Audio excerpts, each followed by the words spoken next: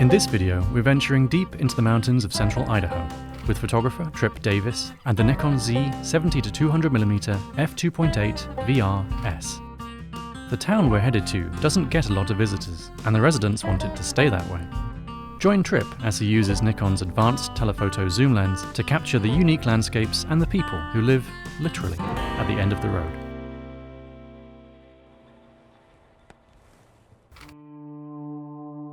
My name is Trippe Davis. I'm a commercial and documentary photographer from Portland, Oregon. I try to make my professional work relate as closely as possible to my personal life. I like being outdoors, I like being in the woods, and so I try to align my personal preferences with the brands that I work for as best I can. For this particular shoot, we have traveled to a tiny town at the foot of the Sawtooth Mountains. It takes about 69 miles down a dirt road to even get to the place. That dirt road is riddled with potholes, but it's also along one of the most scenic corridors of the Middle Fork of the Boise River. Once you arrive, you're in a tiny town with dirt roads. It's a very soft landscape. You got some quaking aspens here and there and some mountains in the background. A couple of these places I've seen, I'm like, ain't no way in hell anybody lives in there, and then the smokestack's billowing. I'm like, oh, my bad. I really like how close this thing focuses at 200 mils, and the fact that it stays 2.8 throughout is really fun.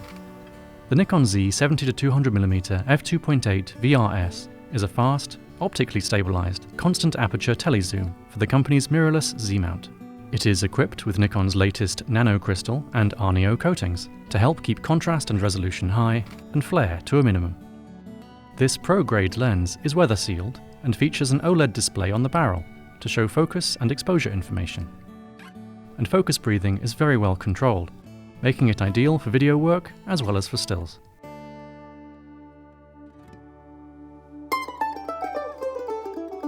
One of the things that I enjoyed most about being here was meeting the type of person that you have to be in order to survive in a place like this.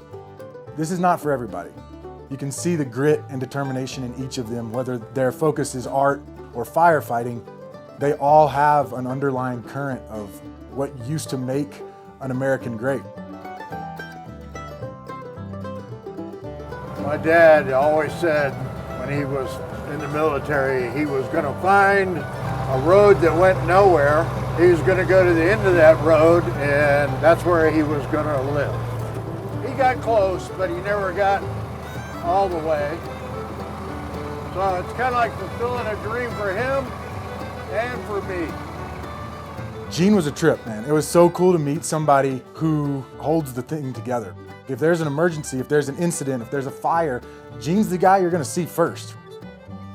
My name is Gene Hott, and I wound up here actually gold mine. The only reason I took the job was because I wanted to be here where my claims were. I mean, if this ever burns down, it's gone. It's never coming back. It takes a special breed to live here. You talk to people and tell them that you live here year-round. Their eyes get kind of big. It's definitely the end of the road, and it's definitely the middle of nowhere. So you want to take a little tour of some of the shacks since we're here? Okay. Well, we'll start over here maybe. Amy is an artist, and Carrie is also an art teacher as well as the historian. He was born here. Just cheat yourself ever so slightly towards your right so that your face comes out of that shadow. Yep. So if you just lean a little bit over that way, that's perfect. And then, yep, just like that. You look great.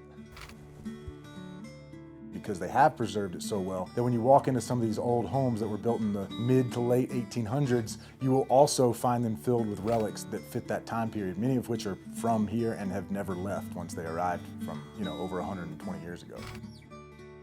Most of its history, it was a barber shop. It seemed like there was one business that could have survived up here. Nikon's new 70-200 for the mirrorless system is a beautiful lens. It was kind of fun to work within the restraints of that focal length. I really enjoy creative boundaries. It forces you to think outside the box and think, I'm in an interior. I obviously can't shoot wall to wall in this tiny space. So where do I focus? Where's the best light? What details are we looking at? And I really enjoyed thinking that way. This roof line right here, we're in this back part here. It's a hell of a portrait lens, as you might imagine. You can get a little bit of the atmosphere and the room that you're in while also zooming all the way in for a really tight, crisp headshot. Look up a little bit higher. There you go. Trying to get a little sunshine on that face.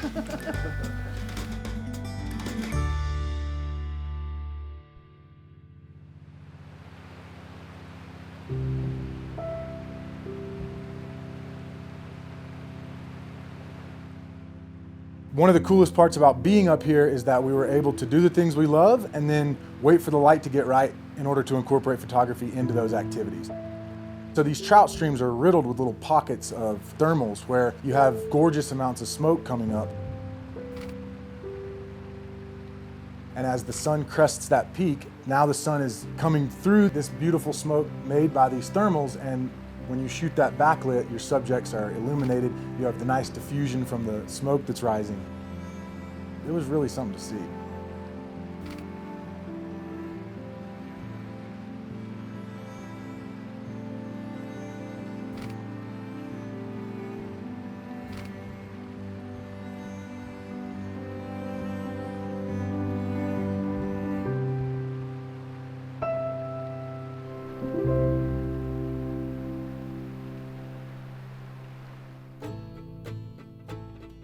I was raised in a family that held grouse hunting above most else in the world. I was able to get close enough to these birds that I could shoot through the pine boughs and get these really beautiful portraits with the bokeh from that 70-200, creating really beautiful frames around the grouse's face with a focal length that allowed me not to disturb the bird while I was photographing it. Once we got to the top of the mountain, utilizing the doubler, I was able to look across from the peak I was on to the mountains where the first mine went in, and you can see where miners did their work back in the 30s and even all the way back to the 1890s. The mountain still reflects the rich ore that it holds.